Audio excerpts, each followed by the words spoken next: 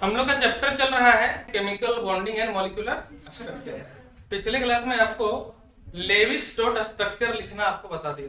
अब आगे चलते हैं मोड्स ऑफ केमिकल कॉम्बिनेशन। दो साइंटिस्ट थे, W Kossel and G N Lewis. कौन कौन? W Kossel and G N Lewis. इनके नाम पर हम लोग लेविस सिंबल बोलते हैं। और डब्ल्यू पोसेल, इन्होंने एक थ्योरी दिया जिसको हम बोलते हैं इलेक्ट्रॉनिक थ्योरी। क्या बोलते हैं? Electronic theory. इन दोनों ने क्या दिया? एक थ्योरी दिया जिसको हम लोग इलेक्ट्रॉनिक थ्योरी बोलते हैं। इसके लिए फॉर कॉम्बिनेशन के लिए इन्होंने एक थ्योरी दिया जिसको बोलते हैं इलेक्ट्रॉनिक, ठीक है ना? क्या बोलते हैं? Electronic theory. और इस थ्योरी का कहना क्या है? इस थ्योरी का कहना है कि ऑक्टेट पूरा करने के लिए, ये थ्योरी बोलता है to complete octet atoms combine. Octet पूरा करने के लिए एटम्स क्या करते हैं? आपस में कंबाइन करते हैं। और ये जो ऑक्टेट कंप्लीट करने का जो प्रिंसिपल है उसको ऑक्टेट रूल बोलते हैं। इसकी भी चर्चा पिछली क्लास में हम लोग कर चुके हैं, किए हैं कि नहीं? समझ रहे हैं? तो W Kossel and G N Lewis ने एक थ्योरी दिया जिसको इलेक्ट्रॉनिक थ्योरी बोलते हैं कॉम्बिनेशन के लिए। और ये थ्योरी क्यों काम करती है? ये थ्योरी कहती है कि टू कंप्लीट ऑक्टेट पूरा करने के लिए एटम्स कंबाइन करते हैं, है कि नहीं? ऑक्टेट पूरा करने के लिए एटम्स क्या करते हैं? कंबाइन करते हैं, यानी कि आपस में जुड़ते हैं। अब समझना है कि आपस में जुड़ते कैसे हैं, जुड़ने का मोड क्या है, तो हम लोग का वही टॉपिक आज चलेगा, mode of chemical combination. Use करें इसको। अकॉर्डिंग टू इलेक्ट्रॉनिक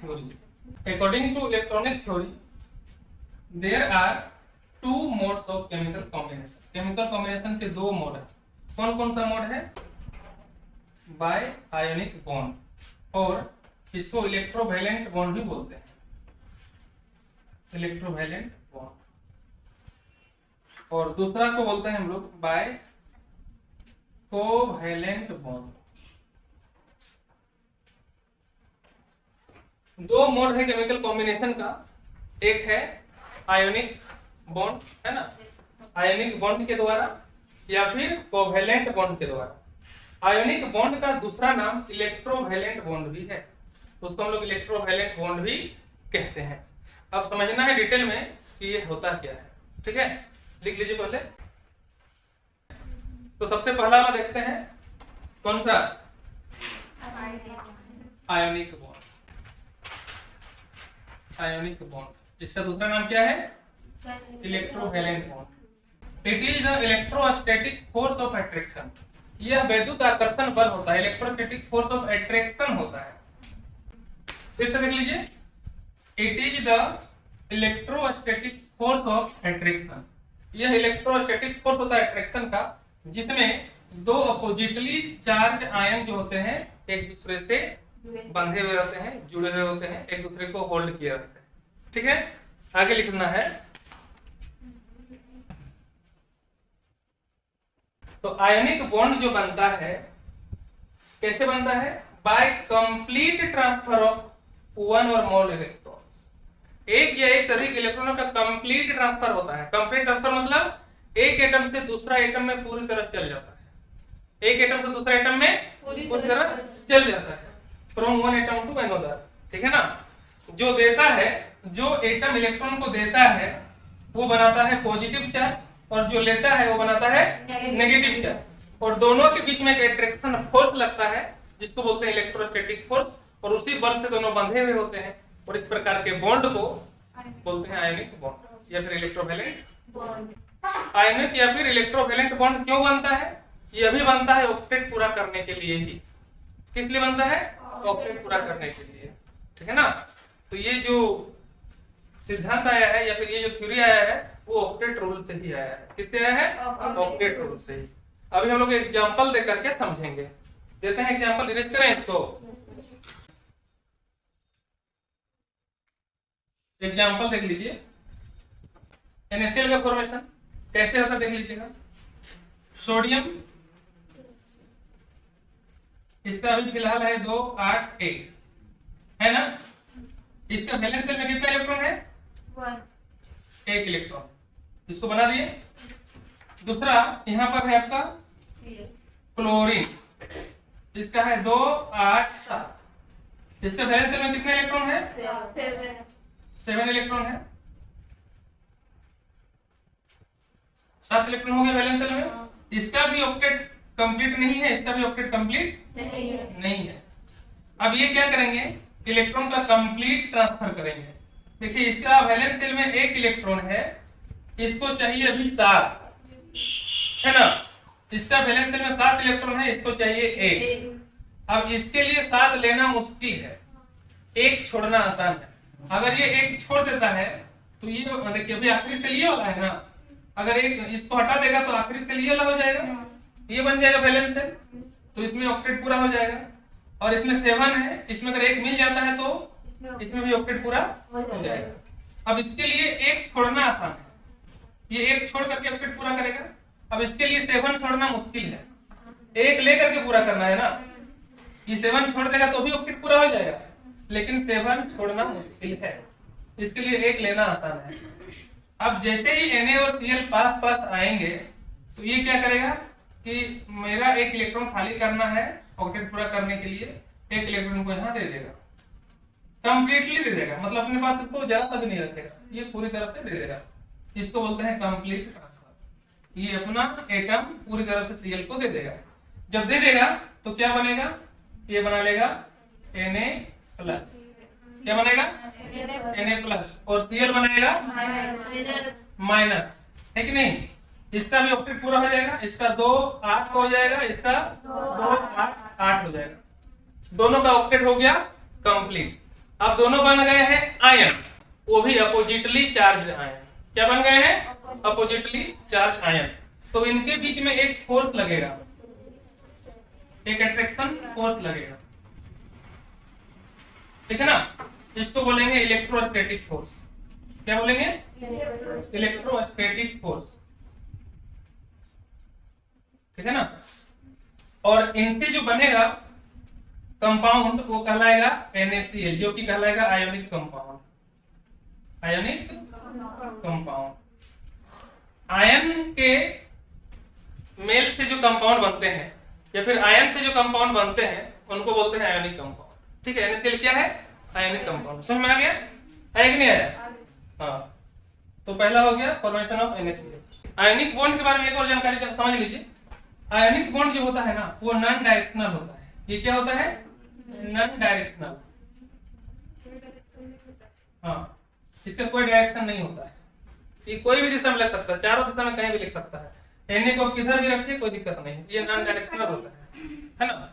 इसलिए इनका कोई स्पेशल शेप नहीं होता है, आयोनिक कंपाउंड को कोई स्पेशल शेप नहीं होता है। अब दूसरा देखते हैं हम लोग, formation of magnesium chloride MgCl2। आप लोग इसको बनाइए। मैग्नीशियम क्लोराइड है, Mg है मैग्नीशियम, इसका होता है 2 8 2। वैलेंस शेल में कितने इलेक्ट्रॉन? 2 इलेक्ट्रॉन, ठीक है। क्लोरीन का कितना होता है? वैलेंस शेल में 7 इलेक्ट्रॉन, है ना। 7 इलेक्ट्रॉन है, 2 ठो क्लोरीन है तो 1 क्लोरीन और बनेंगे यहाँ पर, ठीक है ना।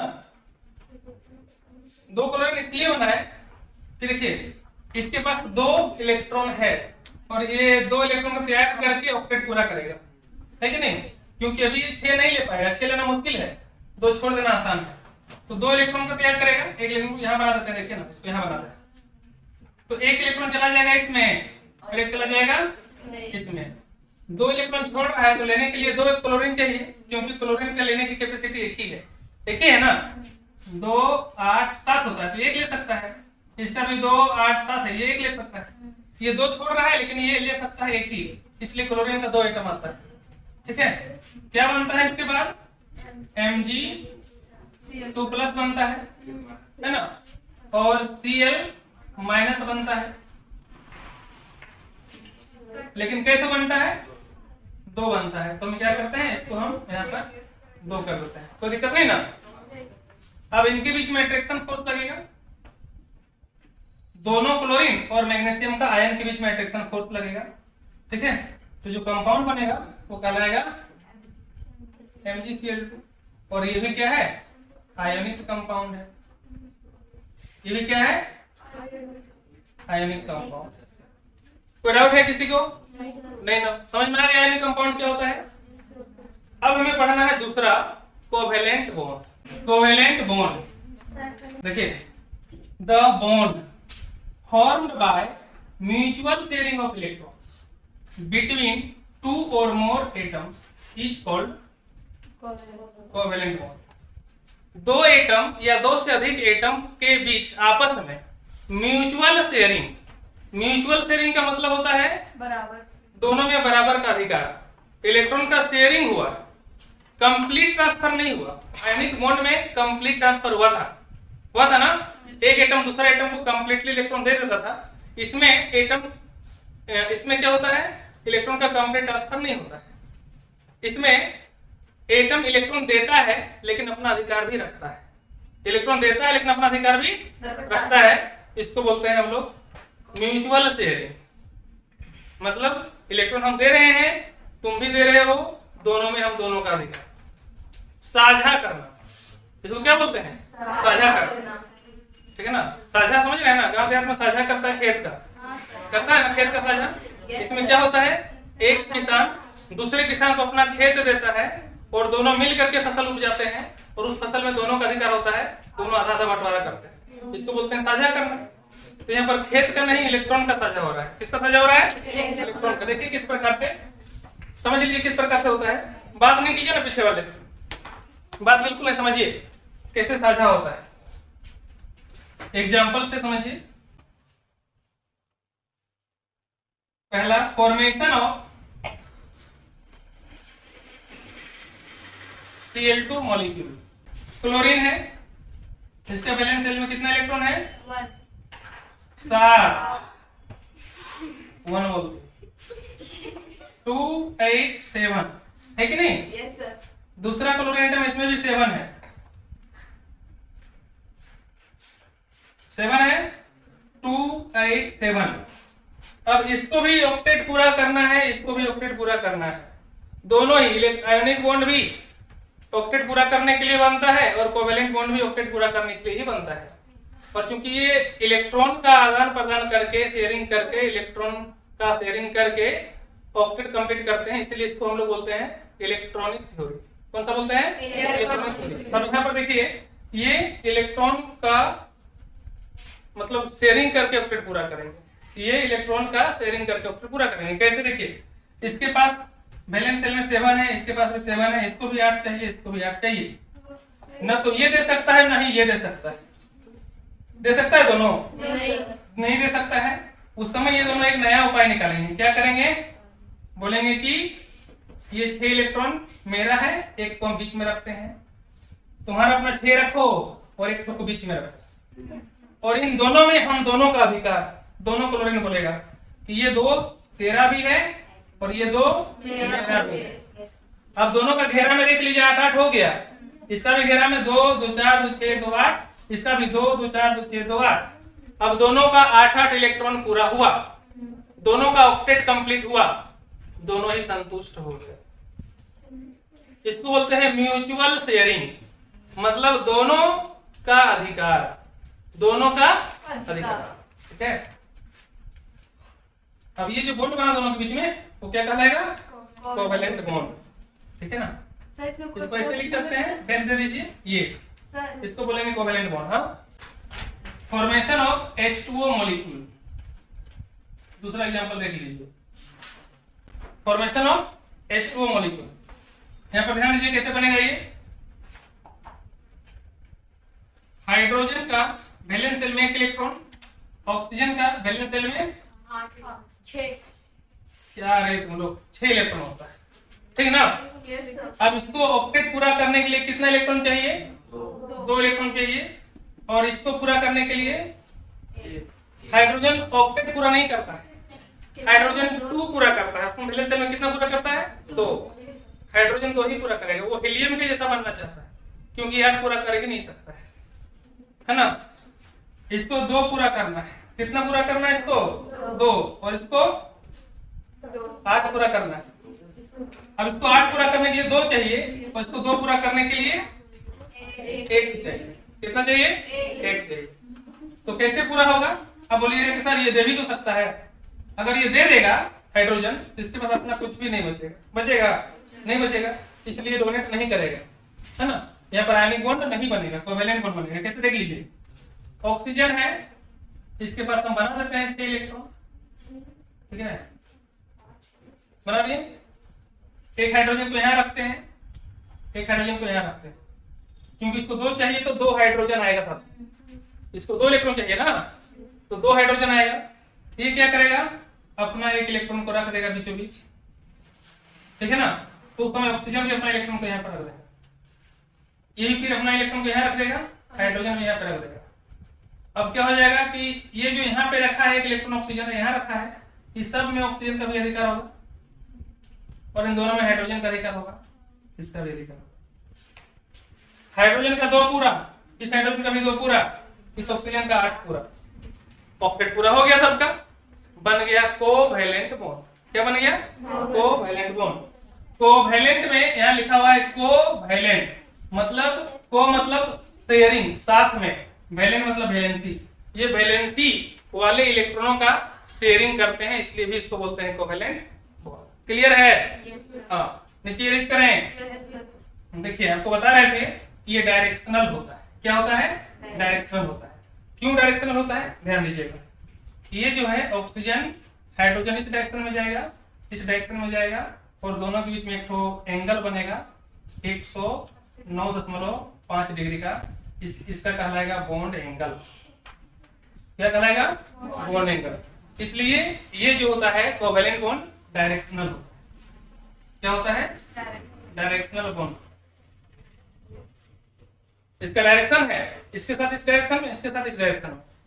तो कोवैलेंट बॉन्ड डायरेक्शनल बॉन्ड होता है, इसमें बॉन्ड का एंगल बनता है। देखिए थोड़ा सा बॉन्ड एंगल हम यहाँ पे गलती लिख दिए हैं, ये 104.5 होता है बाबू।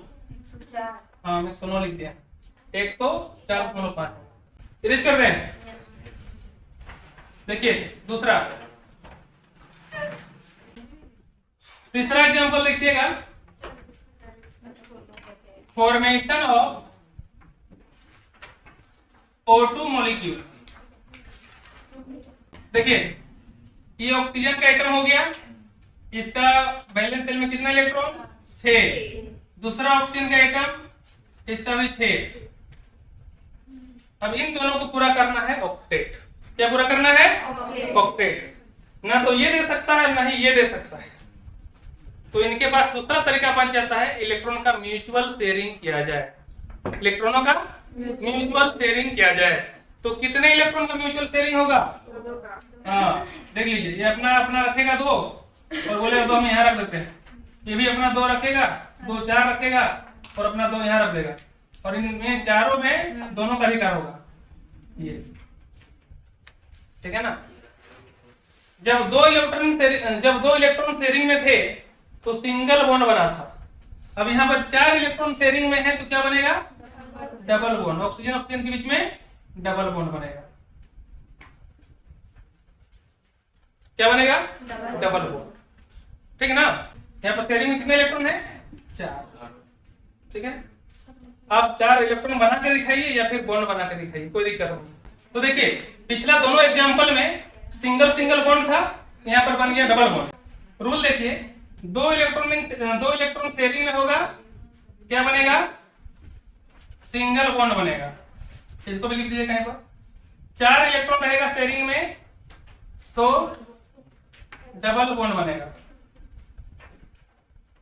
अगर 6 इलेक्ट्रॉन शेयरिंग में रहेगा, अगर 6 इलेक्ट्रॉन शेयरिंग में रहेगा तो क्या बनेगा? Triple bond. ठीक है ना। सिंगल बॉन्ड को ऐसे दिखाते हैं डैश से, डबल बॉन्ड को डबल डैश से दिखाते हैं और ट्रिपल बॉन्ड को ट्रिपल डैश से दिखाते हैं। ठीक है ना। 4 बॉन्ड नहीं बनता है कभी भी, 3 ही बॉन्ड तक बनेगा। आज का क्लास यहीं तक रखते हैं, अगले क्लास में मिलते हैं।